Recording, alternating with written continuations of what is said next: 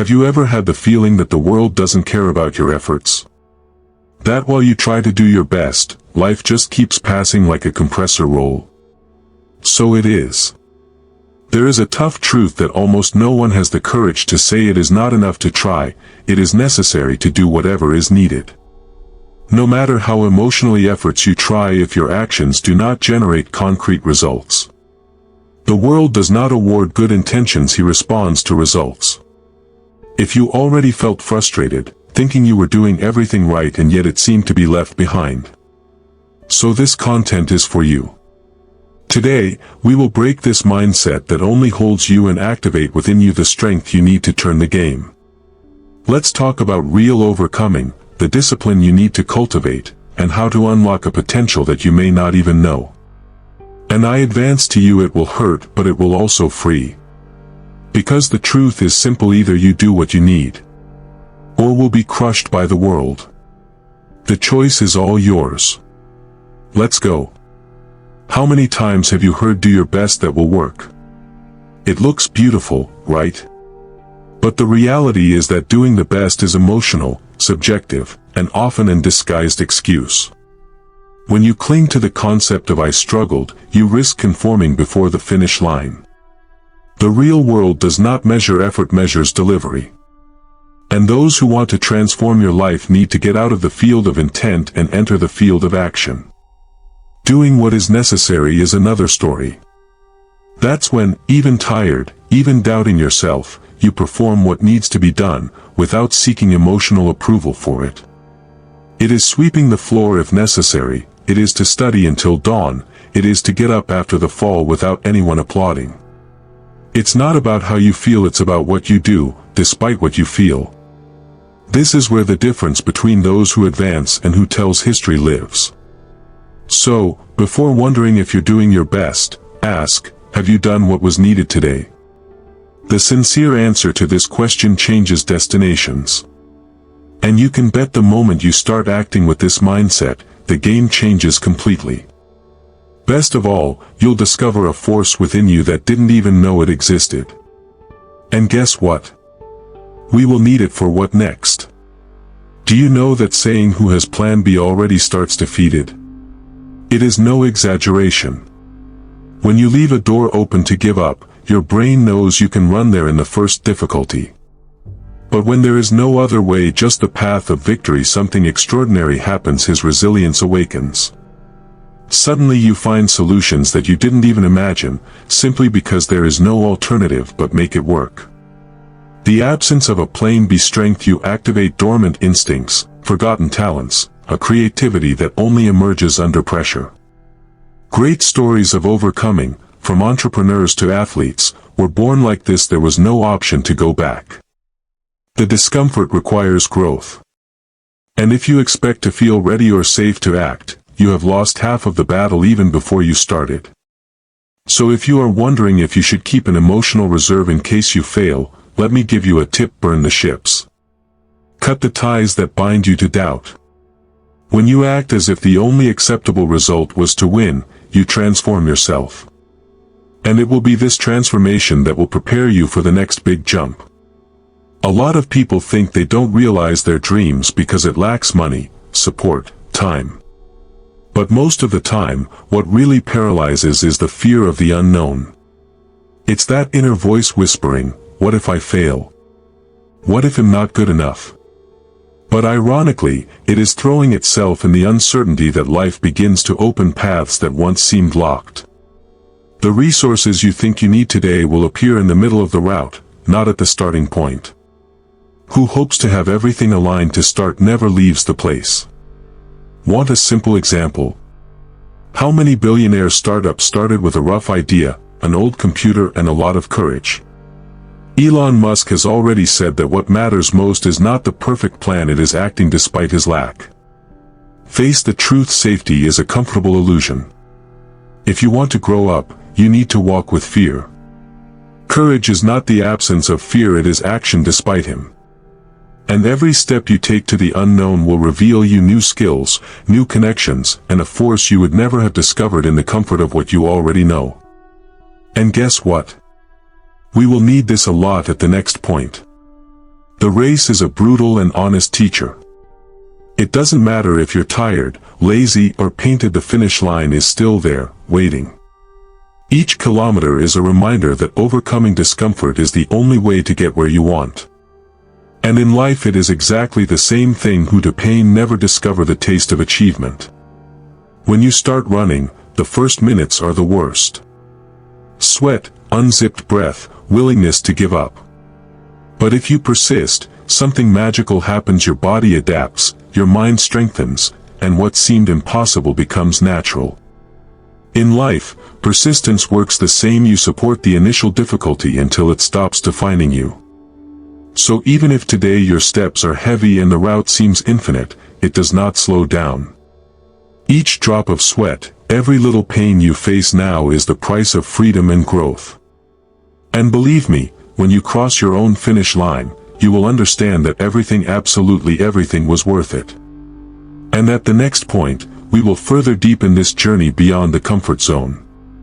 No one really grows on the couch, eating popcorn and hoping that life will be resolved. The discomfort is the input ticket for the transformation. And it is curious how our mind tries to protect us from discomfort, as if pain and growth were enemies. But in practice, it is exactly in the most chaotic phases that the true self is shaped, the one who is able to accomplish what today seems impossible. Think of a diamond, it only forms under extreme pressure. With us is no different. If you want to change, you need to accept pain as part of the process, not as a sign of failure. Discomfort is not punishment, it is a sign of construction. So the next time life pushes you out of what is safe, takes a deep breath and stares like an upgrade being installed. It is easy to want the results, it is difficult to embrace the process. But guess what? Who can stand the heat of the furnace is the one who then shines like refined gold. If today you feel that you are in the middle of the fire, it may only be the foreshadowing of your most powerful transformation. And at the next point, let's talk about the hidden force in the days that seem to be the worst. It is easy to move when we are motivated, inspired, full of energy. But the real strength is forged on the days when getting out of bed looks like a fight. Who only acts when you feel willing to live an ordinary life. Already those who understand that action generates motivation and not the other way around becomes unstoppable. The discipline is born exactly in those days when everything inside you screams to give up. Want to know a secret of the great filmmakers? They do not negotiate with their own mood. If it's a good day, great. If it's a bad day, they act the same way. How to start building this? Establishing daily microants. Even if you are exhausted today, do at least one thing that brings you closer to your goal. Small victories on difficult days are worth gold. So, the next time that sabotic thinking beats today is not a good day. Challenge is exactly today that I need to act. The difference between those who get there and who is almost decides to move even when everything seems to go wrong. And at the next point, let's talk about a myth that delays the lives of many people: the doing the best. I did my best sound beautiful, right? Almost like an automatic comfort for every time something goes wrong. But in practice this mindset can become a subtle trap that always keeps you below your potential. After all, what is the best? It is something totally subjective, shaped by your mood, tiredness and emotions of the moment, that is, highly unstable. To detach this story is to commit to results, not to emotions. Imagine that you need to deliver a project and, in the middle of the process, beat laziness or fear. If you act based on the feeling of "I did my best," you can abandon the project without really completing it. Now, if the focus is what needs to be done, action becomes objective and consistent, no matter how you feel. If you want to start breaking this pattern, practice the following mental exercise every time you want to justify a bad result by saying "I did my best." Ask yourself, I did what I needed or just tried to emotionally? This simple change of question can open doors that you didn't even imagine. And speaking of difficult times, at the next point we will see how the best of you can and should emerge in the worst situations. It's easy to do your best when the sky is blue, the full bank account and everyone applauding you. But the true excellence reveals itself in storms, the days when the ground disappears under its feet and it seems that nothing will work out. Admiral William McRaven, famous for his viral speech "Make His Bed," teaches that victory is achieved in small acts of excellence, especially in the worst days. When everything around you fall, you have two choices: surrendering to chaos or acting as if the victory is still possible, because it is. Want an example? During Navy SEALs training, cold, pain and exhaustion are used on purpose to separate who only tries from those who decide to win. It's not about what you feel, it's about what you do, even feeling everything against you. So if today you are on a difficult day, understand this is exactly the best time to do your best. Because each act of discipline is now a brick placed in the foundation of its greatness. And if you persist, there will be a time when the worst days will be unable to stop you. At the next point, we will deepen how to focus on the right direction even when everything around it tries to distract you. The human mind is a star in seeing obstacles. If you leave, we spend more energy justifying what we can't do than acting on what can be done. But those who really won develop an almost supernatural skill: focus on the way, not the whole. Does limitations exist? Of course. But they are not the road. These are just details on the route. Think of a GPS browser. It doesn't stop working because it has holes in the track. It recalculates and continues to point the way. You need to do the same with your life. Every time a problem arises, lack of money, criticism, tiredness, ask yourself, okay, this is here. But what is the next step that is still available? Moving despite the limitations is what separates those who live from those who survive. And here is good news: the universe responds to those who act with decision. The right doors, the right people, the right opportunities. They don't appear while you complain. They come up as you walk. So keep focus on the road, even if it is bumpy. At the next point, let's understand how persistence can transform even chaos into conquest. It is easy to keep the pace when everything is organized, predictable, round. But what about chaos? This is where the game really starts. Most people believe they need to wait for the storm to go to act, and that's why they stand still, seeing life drip by the fingers. Who understands that the secret is not stopping during chaos already came out miles in front? Chaos is actually a natural filter. It separates the curious from the committed, the dreamers of the directors. Want a practical example? Big companies, great ideas, big life changes. They almost always come in the midst of chaos. If you learn to move while everything seems to crumble, you get a superpower, that of adaptability, something that is worth more than any diploma. So if today your life seems messy, unstable, difficult, congratulations, you are on the fertile ground of transformation. Just can't stop. Continue, even if it is slow. Even if it is crawling. Each step in the middle of chaos is a vote of confidence in your future. And at the next point, let's open the curtain to reveal something even more powerful: the hidden potential you carry without even knowing. The image you have of yourself today is just a draft, an initial sketch near the masterpiece that can become. The problem is that most people live limited by their small view of themselves. They see only what they have done, the mistakes they have made, and forget that within them there is a gross, dormant potential, hoping to be awakened. Think of Chinese bamboo. It spends years growing under earth before it comes to the world. Outside, it seems that nothing is happening. But internally, the roots are strengthening and then grow meters in a few weeks. With you is the same. Everything you have faced, every time you haven't given up, are strengthening your roots so that at the right time your growth explodes. If you still doubt the strength you have, it is because you have not yet been forced to use it completely. And do you want to know? Life will put you in scenarios that require this hidden potential precisely.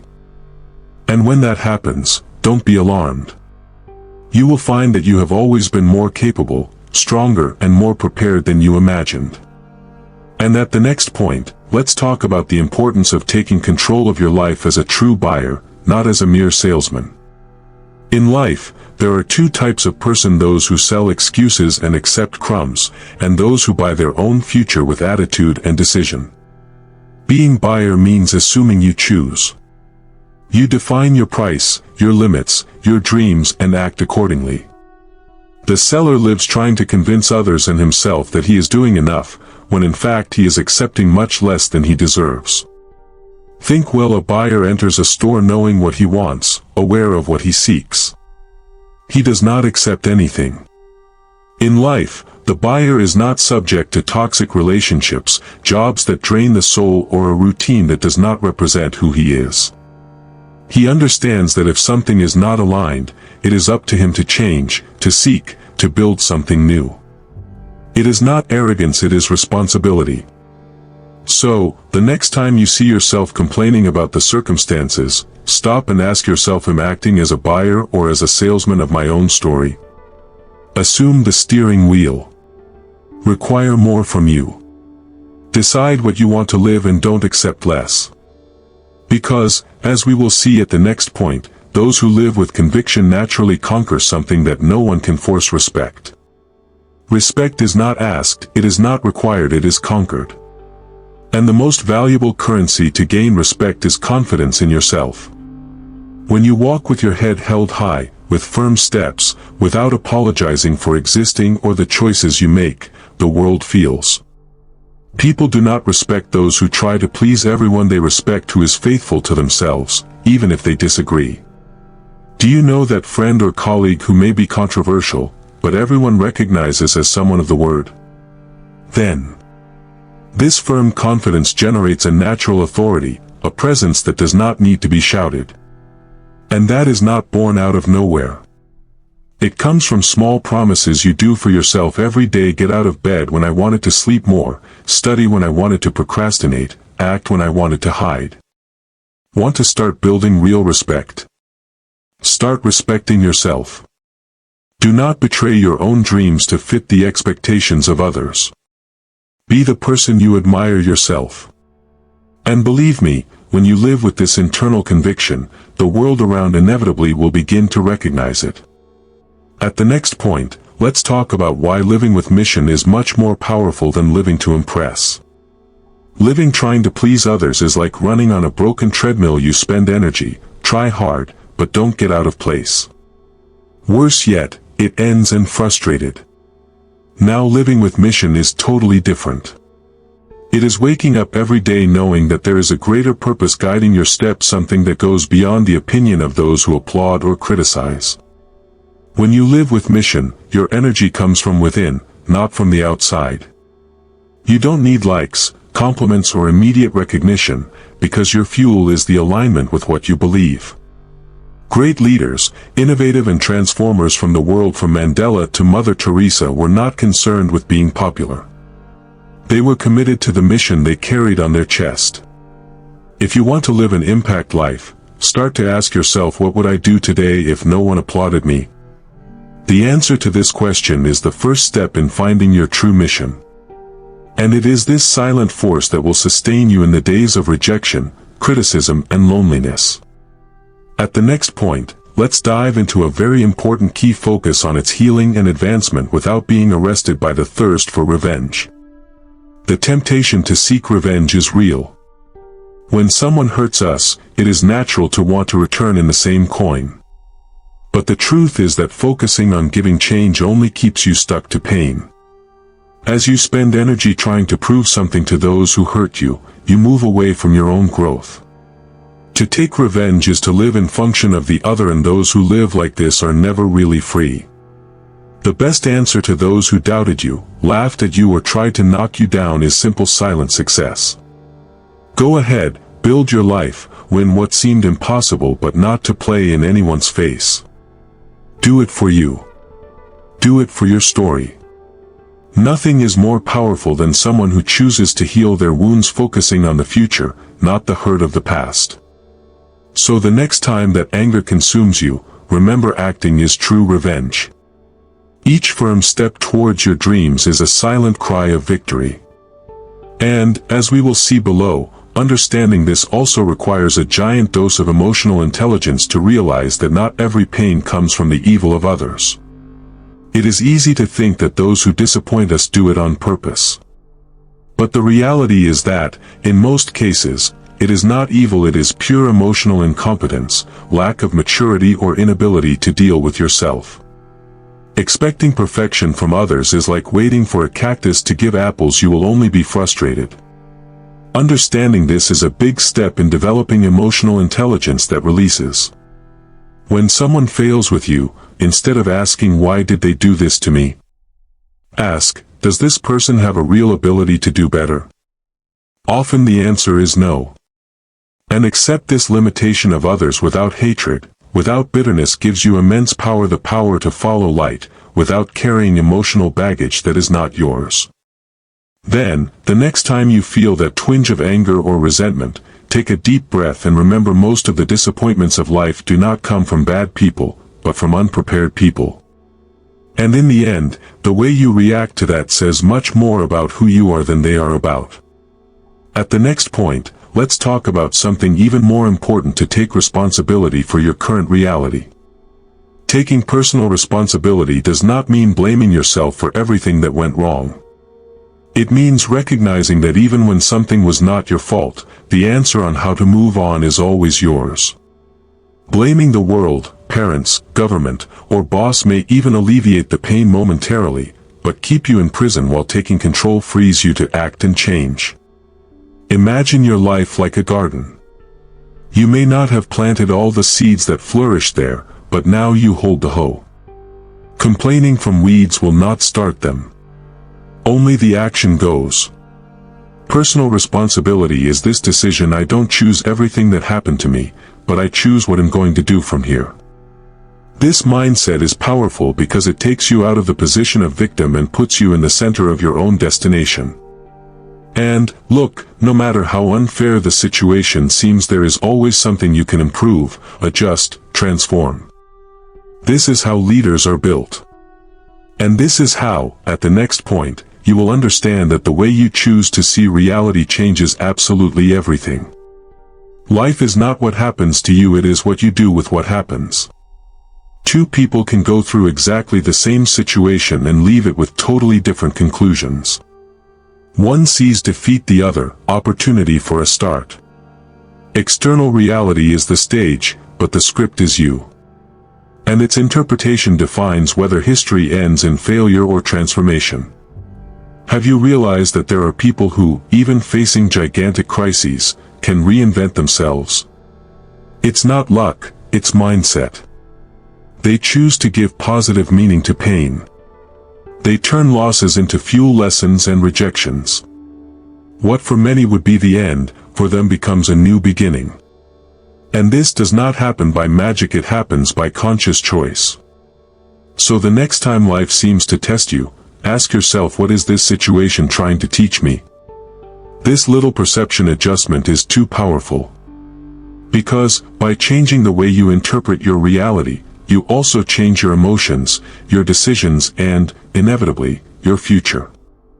And at the next point, let's learn to turn even the worst problems into great opportunities.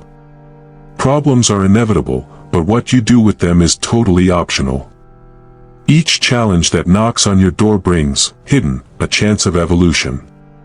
But most people only see the wait, not the present.